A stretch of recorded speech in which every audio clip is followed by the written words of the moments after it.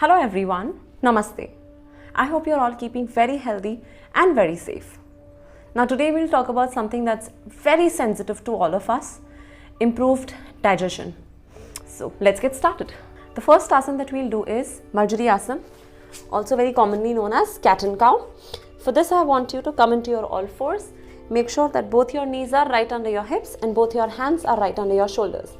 It's very simple. You want to inhale and starting from your tailbone, start arching your back and look up. Now as you exhale, let your tailbone drive the entire movement. Start curling your back and pull your stomach, pull your chest in towards your spine. Get your chin all the way to your chest. Inhale up. Exhale down. Inhale up. Exhale down.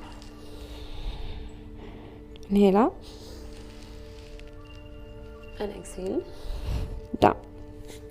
Now Marjorie Asana is excellent for good digestion because every time you curl and you arch your back, the blood circulation in your abdominal region becomes better and it massages all the internal organs. Next what we'll do is Vajrasana. Very effective for your digestion. Every time after your meal, try and sit in this posture, both your toes together and your hips are resting on your heels. If you find it difficult on your ankles to sit in this posture, stuff a cushion here so that you are elevated a little and there's less pressure on your ankles. Stay here, just sit in this posture. Start with 3 to 4 minutes, take it up to 10 minutes after having food. Every day, morning, evening, very good for your digestion.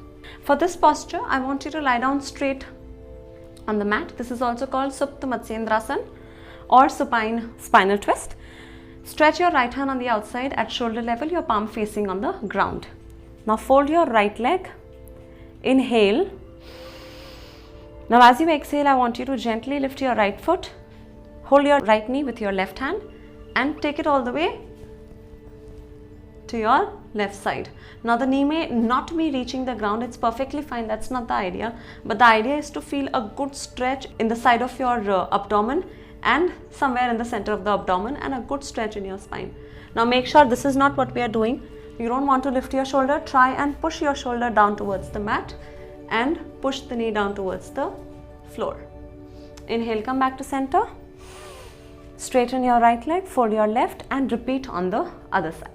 Supta Matsendrasan or the supine spine twist that we just did is also amazing to increase the blood circulation. It gives a very good stretch to your entire abdominal muscle, thereby increasing the blood circulation and massaging the organs in this region. It's very good for your spine also because it really stretches your upper, your middle and your lower back very nicely. Bhavan Muktasan, we'll only do the variation with both the legs. Keep both your hands by the side. Nicely press your back into the mat. Inhale. As you exhale, lift your legs, fold it and bring it into your chest. If you find yourself somewhere here, it's perfectly fine. Just stay there. Make sure that you try and bring your knees as close to your chest as you can and just hold this for 45 seconds to a minute.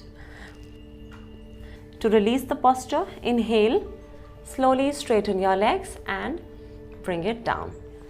Repeat this 3 to 4 times. While doing Bhavan Muktasan, the entire abdominal region is very gently, very nicely compressed. So all the organs that lie in the abdominal region are massaged. Blood circulation is much better in the entire region, thereby increasing the productivity, increasing the functionality of all the organs. For Naukasana, I want you to start in the same position as Bhavan Muktasan, hands by the sides. You will inhale. As you exhale, lift your legs and fold and bring it into a tabletop. Not take mild support of your hands or without support. Lift up and make sure that your shins are absolutely parallel to the mat and your hands are by the sides. Make sure that your back is not curled. Try and keep your back nicely straight and your chin should be slightly away from your chest. Make sure your knees are not falling out. Try and keep your knees together and your feet together and hold this posture for at least 20 seconds to start with. You can eventually take it to 45 seconds to a minute. Now Naukasana has multiple benefits, but it's extremely good for proper functioning of the organs that line the abdominal region, and it improves the secretion of digestive juices, hence improving the digestion. We now move on to pranayams. Now pranayams are extremely important for better functioning of your internal organs, of your body inside in general. And the ones that are really beneficial for good digestion is Kapalbhati, my all-time favorite. So in that I want you to sit in any normal mudra or your hands just normally resting on your thighs.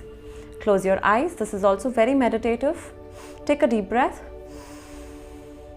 and then start. So Kapalbhati is basically small forceful exhalations. You don't have to focus on inhaling, your body will do that on its own. So just try and create a rhythmic exhalation pattern. Make sure it's not too fast or it's not too slow. Yes, try and maintain a good pace. If you're suffering from, if you have high BP or hypertension issues, then I'd really suggest that you skip Kapalbhati or maybe just do very little, say 10 to 15 breaths of. Now do this for at least 2 minutes to start with, and you can take it to 5 to 7 minutes in your practice. Make sure you do not practice pranayam after having food. Try and maintain a gap of at least 1.5 to 2 hours. Okay, the next pranayam that we'll do is Bhastrika. For this also I want you to keep your hands on your thighs. You'll take a deep breath and now forcefully exhale the entire air that you've taken in. Hold your stomach in for some time, really try and compress your belly and then very gently release, slightly inhaling. Start with 5 to 7 breaths, take it up to 15 to 20 breaths. If you feel dizzy or giddy, keep your eyes open, limit your practice to maybe 5 to 7 breaths in the beginning, take it up to 15 to 20 breaths eventually. Same thing, do not practice Bhastrika after at least 1.5 to 2 hours after eating anything. So what this does is, when you try and compress your belly, all your muscles here compress, thereby massaging your organs, and the moment you release your belly, there's a lot of oxygen and a much better blood flow in this entire region, which will help the organs function better. Incorporate these asanas every day in your practice. Practice them in the morning before eating anything. Try and maintain a healthy lifestyle. Drink a lot of water. Don't eat so much junk outside. Eat home-cooked healthy food. And sleep well. Very, very important for good digestion. Sleep well and stress less. Thank you.